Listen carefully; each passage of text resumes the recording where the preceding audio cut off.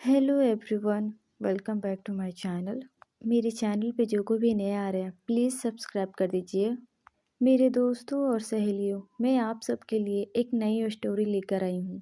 शायद ये स्टोरी आप सबको पसंद आएगा। तो चलिए स्टोरी शुरू करते हैं। इस स्टोरी में टॉप लैन वांगजी बॉटम विंग है। इस स्टोरी के स्टार्टिंग में हमें दिखाया जाता है एक हॉस्पिटल में एक पर्सन आईसीयू में था। उस पर्सन की लगातार सांसें कम होती जा रही थी। काफ़ी सारे डॉक्टर उस पर्सन की ट्रीटमेंट कर रहे थे क्योंकि उस पर्सन को बहुत ज़्यादा चोट लगी थी। उस पर्सन को देखकर लग रहा था कि जैसे उसका भयानक एक्सीडेंट हुआ हो। वहीं आईसीयू के बाहर नेहुसांग बेंच पे बैठकर रोए जा रहा था। नेहुसांग अपने मन में कहता है, गॉड, विंग को कुछ मत होने देना क्योंकि वो मेरे सबसे अच्छा दोस्त है। वो कितना अच्छा पर्सन है। उसने कभी किसी के साथ कुछ भी गलत नहीं किया और ना ही उसने किसी के साथ कभी बुरा व्यवहार किया। तो फिर उसे किस बात की सज़ा मिल रही है? सबने उसके साथ बहुत बुरा किया। गॉड, आप मेरे दोस्त को किस बात की सज़ा दे रहे हो? प्लीज़ उसे ठीक कर दो। नेहुसांग लगातार गॉड से प्रे किए जा रहा था। तभी आईसीयू से डॉक्टर बाहर आते हैं। तभी नेहुसांग भागते हुए डॉक्टर के पास जाता है और कहता है, वो कैसा है? डॉक्टर नेहुसांग के देखते हुए कहते हैं, अब वो खतरे से बाहर है, बाकी उसके होश में आने का तभी हमें कुछ पता चलेगा। ये बोलकर डॉक्टर वहाँ से चले जाते हैं। तभी उस रूम से एक नर्स बाहर आती है और नेहुसांग को देखते हुए कहती है, वो अभी ठीक है, कुछ देर के बाद उन्हें होश आ जाएगी, आप चिंता मत करें। तभी नेहुसांग नर्स को देखते हुए कहता है, उसे कब तक होश आ जाएगी? तो वो नर्स कहती है, मैं ये नहीं बता सकती, पर मुझे लगता है कुछ घंटों में उन्हें होश आ जाएगा। तब तक आप इनके हस्बैंड को इन्फॉर्म कर दीजिए। ये बोलकर वो नर्स उस रूम से बाहर चली जाती है। नेहुसांग वहीं खड़ा होकर सोच रहा था कि वो अब क्या करे। क्या वो विंग के हस्बैंड को इस बारे में बता दे? क्या उसे ये बताना चाहिए कि विंग की इस वक्त क्या कंडीशन है? कुछ देर सोचने के बाद नेहुसांग अपना फ़ोन निकालता है और उसमें एक नंबर डायल करता है। लेकिन नेहुसांग उस नंबर पे लगातार कॉल कर रहा था, पर वहाँ से कोई कॉल नहीं उठाता है।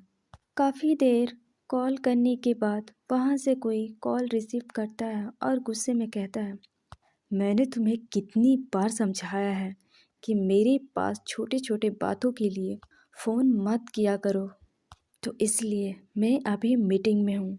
तभी नेहुसांग कहता है, प्लीज़ वांगजी, एक बार तुम मेरी बात सुन लो। विंग इस वक्त हॉस्पिटल में है। उसका एक्सीडेंट हो गया था और उसके सर से काफ़ी सारे ब्लड बाहर आ रहे थे। प्लीज़ वांगजी, तुम यहाँ आ जाओ। तभी सामने वाला पर्सन थोड़ा कोल्ड आवाज़ में कहता है, उसका एक्सीडेंट हुआ है, वो मरा नहीं है। उस पर्सन की बात सुनकर नेहुसांग हैरान होते हुए कहता है, प्लीज़ तुम उसके लिए इतने कड़वे शब्द मत कहो। तुम नहीं आना चाहते, तुम मत आओ, पर इसके लिए तुम उसे ये सब तो मत कहो। तभी वो पर्सन गुस्से में कहता है, जब वो मर जाए तब मेरे पास कॉल करना। ये बोलकर वो पर्सन कॉल को रख देता है। नेहुसांग कुछ देर तक अपने फ़ोन को देखता रहता है। फिर वो रोते हुए कहता है, विंग, तुम इतने अच्छे हो, पर तुम्हारी अच्छाई ये क्यों नहीं देख पाता है? ये तुम्हें डिजर्व नहीं करता। ये पर्सन बहुत हार्टलेस है। ये तुमसे बिल्कुल भी प्यार नहीं करता। फिर तुम इसके साथ क्यों रहना चाहते हो? तुम इसे क्यों नहीं छोड़ देते? इसे तो तुम्हारी चिंता भी नहीं है। इसे बस अपनी मीटिंग की पड़ी है। ये तुम्हारे बिल्कुल भी परवाह नहीं करता है बीइंग। फिर तुम इसके साथ क्यों रहना चाहते हो।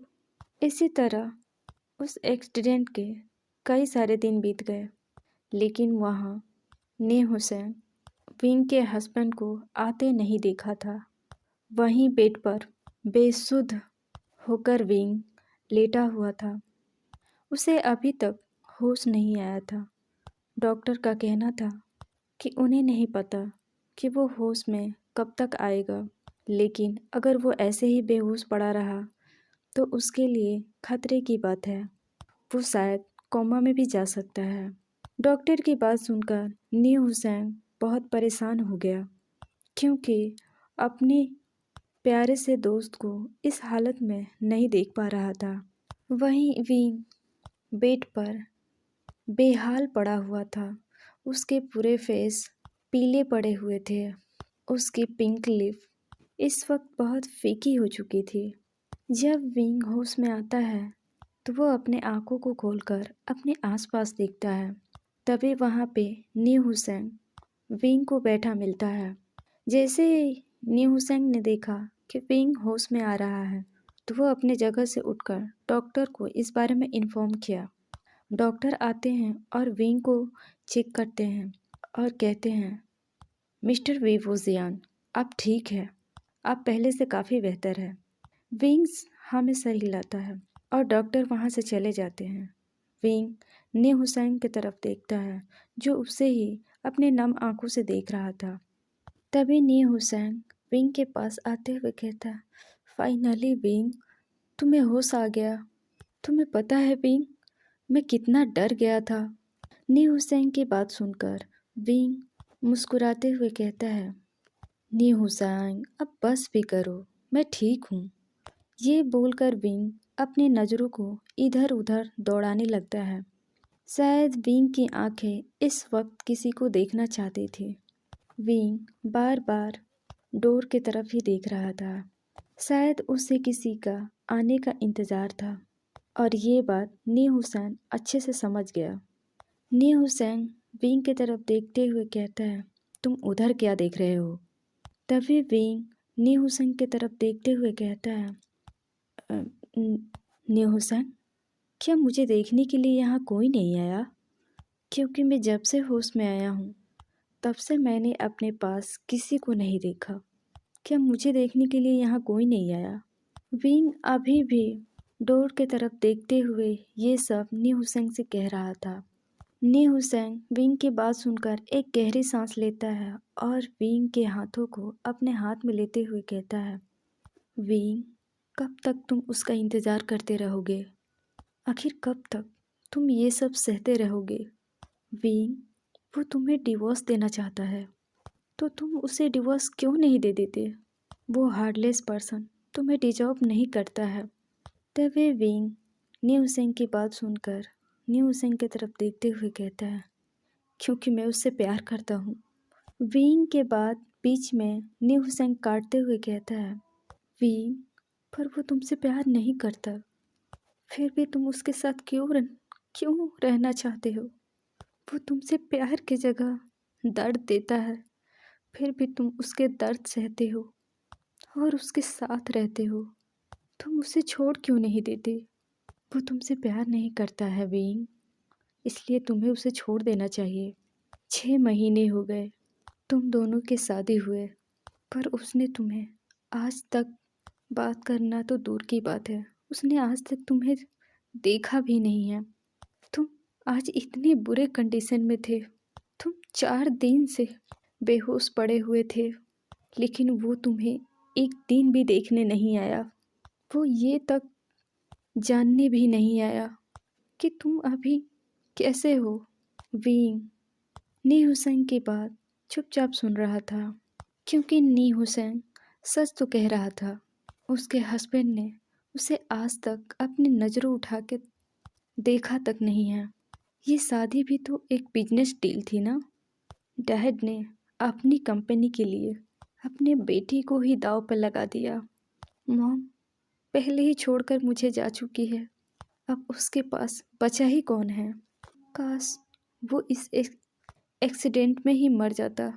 तभी विंग के मन में एक और आवाज़ आई, अगर कोई तुमसे प्यार नहीं करता तो इसका मतलब ये तो नहीं कि तुम जीना ही छोड़ दो। अगर उसे तुमसे डिवोर्स चाहिए तो तुम्हें दे देना चाहिए।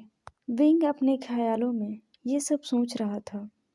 तभी न्यू हुसैन विंग की तरफ बाउल करते हुए कहता है, विंग ये लो, soup P low.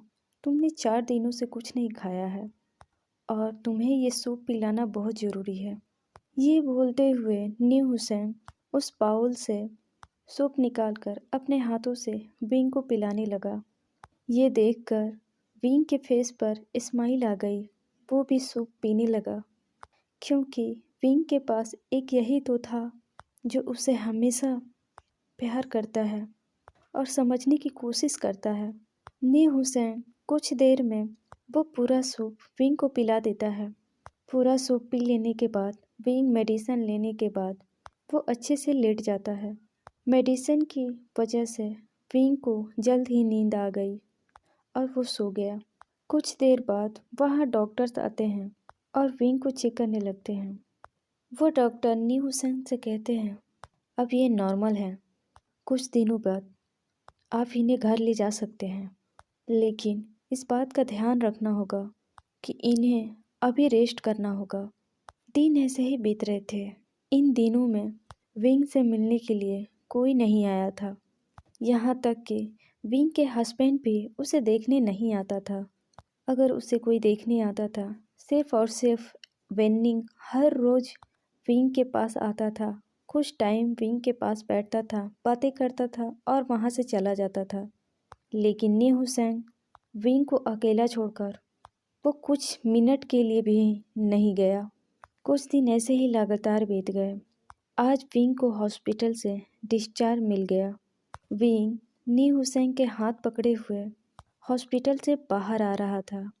Wing hospital से बाहर निकलने के बाद एक गहरी सांस लेते हुए कहता है, फाइनली मैं हॉस्पिटल से डिस्चार्ज हो गया। आज मुझे सुकून मिल रहा है, क्योंकि मैं कितने दिनों से हॉस्पिटल में पड़ा हुआ था। ये बोलकर विंग बाहर की ताज़ी हवा लेने लगता है। विंग की हरकतें देखकर वेन्नी और न्यू हुसैन दोनों हंसने लगते हैं। तभी न्यू हुसैन विंग को कार में बैठाते हुए कहता है, चलो विंग, अब हमें निकलना चाहिए। घर का नाम सुनकर विंग थोड़ा उदास हो गया। इतने टाइम से विंग मुस्कुरा रहा था, लेकिन अब उसकी स्माइल गायब हो गई। विंग की सैडनेस न्यू हुसैन और वेन्निंग दोनों अच्छे से फील कर पा रहे थे। अब उन्हें घर तो जाना ही था। विंग ऐसे कब तक अपने घर से बाहर रहेगा।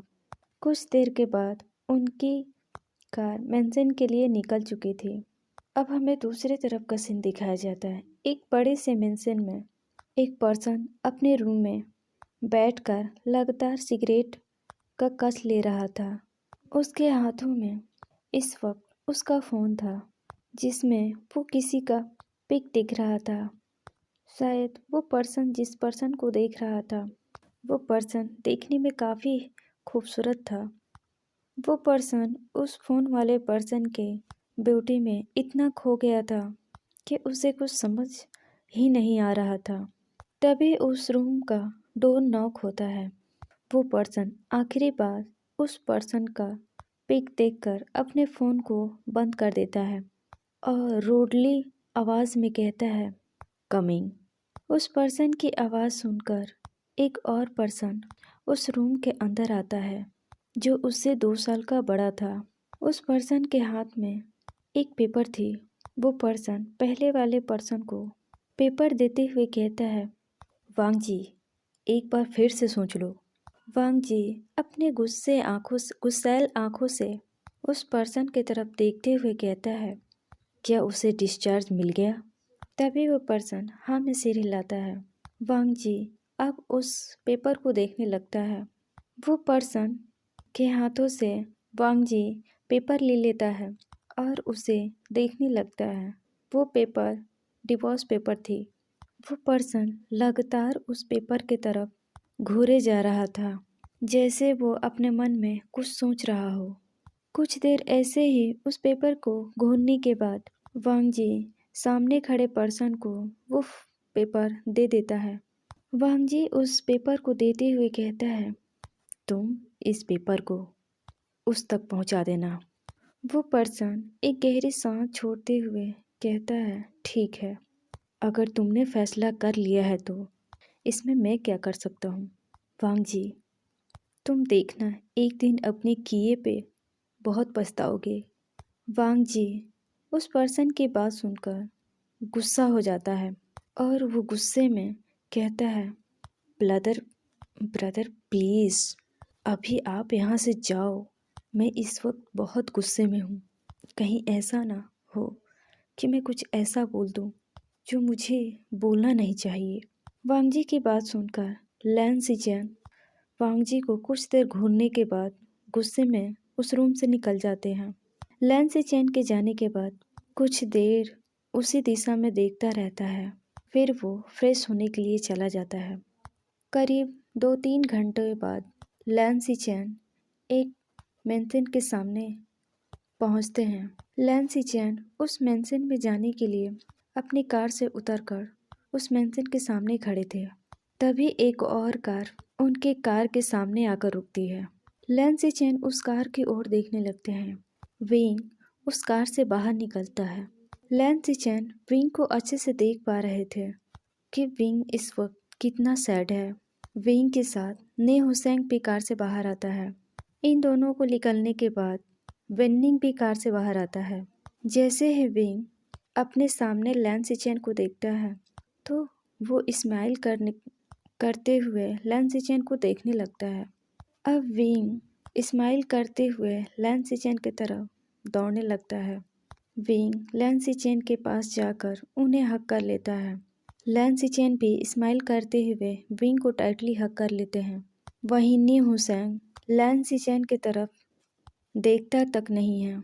वो अपने फेस को दूसरी तरफ मोड़ लेता है और ये बात लैन सिचेन ने बहुत अच्छे से नोटिस किया था। हक को ब्रेक करके लैन सिचेन विंग के फोरहेड पर रफ करते हुए कहते हैं, बेबी तुम कैसे हो, क्या तुम ठीक हो? विंग स्माइल करते हुए कहा, विंग इससे आगे कुछ बोल पाता तभी ने हुसैन गुस्से में कहता है, तुम इतने दिन से कहाँ थे? मिस्टर लैन सिचेन, आपको आज विंग की ख्याल आई है? क्या आप लोगों ने इससे पहले विंग के बारे में जानने की कोशिश नहीं की? ने हुसैन की बात सुनकर लैन सिचेन अच्छे से जानते थे कि नी हुसैन उनसे गुस्सा क्यों है। लैन सिचेन नी हुसैन के कुछ देर देखने के बाद नी हुसैन से कहते हैं, तुम शांत हो जाओ, मैं विंग से बात कर रहा हूँ ना। विंग जो कभी लैन सिचेन को देख रहा था तो कभी नी हुसैन को। लैन सिचेन की बात सुनकर नी हुसैन चुप हो जाता है।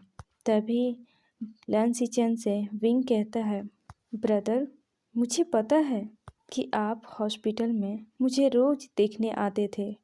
विंग की बात सुनकर नी हुसैन को एक जोर का झटका लगा। लैन सिचेन विंग की इस बात पर हैरान थे। आखिर विंग को कैसे पता चला कि मैं उसे रोज देखने जाता था? वहीं नी हुसैन को विंग के बातों से काफ़ी हैरान था। विंग अपने बात को कंटिन्यू करते हुए कहता है, ब्रदर आप चिंता मत करो, मैं बिल्कुल ठीक हूँ। अब आप खड़े क्यों हो, अंदर चलिए ना। तभी वेन्निंग वहाँ आकर विंग के पास खड़ा हो जाता है। लैन सिचेन विंग को देखते हुए कहते हैं, बेबी मैं अभी किसी ज़रूरी काम से बाहर जा रहा हूँ, मैं दूसरे दिन मैं फिर कभी यहाँ आऊँगा। वैसे भी मैं हमेशा तुम्हारे पास तुमसे मिलने के लिए आऊँगा, मैं तो बस तुम्हें ये पेपर देने के लिए आया था। विंग को पता था इस पेपर के बारे में। विंग स्माइल करते हुए वो डिवोर्स पेपर ले लेता है, लेकिन विंग ही जानता था कि उसके हार्ट में इस वक्त कितने पेन हो रहे हैं। लेकिन किसी तरह विंग अपने फेस पे स्माइल बनाए रखता है और उस डिवोर्स पेपर को ले लेता है। लैन सिचेन विंग को डिवोर्स पेपर देने के बाद उसके सर को सहलाते हुए कहते हैं, मैं चलता हूँ, तुम अपना ख्याल रखना। ये बोलकर लैंसी चान एक नज़र नी हुसैन की तरफ देखते हैं और वो अपनी कार में जाकर बैठ जाते हैं और वहाँ से चले जाते हैं। विंग डिवोर्स पेपर को अपने हाथ में कस कर पकड़ते हुए नी हुसैन और वेन्निंग की तरफ देखता है। विंग स्माइल करते हुए कहता है, चलो अंदर चलते हैं। विंग को सैड स्माइल देखकर वो दोनों विंग के साथ मेंशन के अंदर चले जाते हैं। तो चलिए गाइस, मैं इस स्टोरी को यहीं रोकती हूँ। आप लोगों को ये स्टोरी कैसी लगी आप लोग कमेंट में ज़रूर बताना। और हाँ, स्टोरी आप लोगों को अगर अच्छी लगे तो आप लोग सब्सक्राइब कर दीजिए और लाइक तो आप लोग बिल्कुल नहीं करते हो। प्लीज़ आप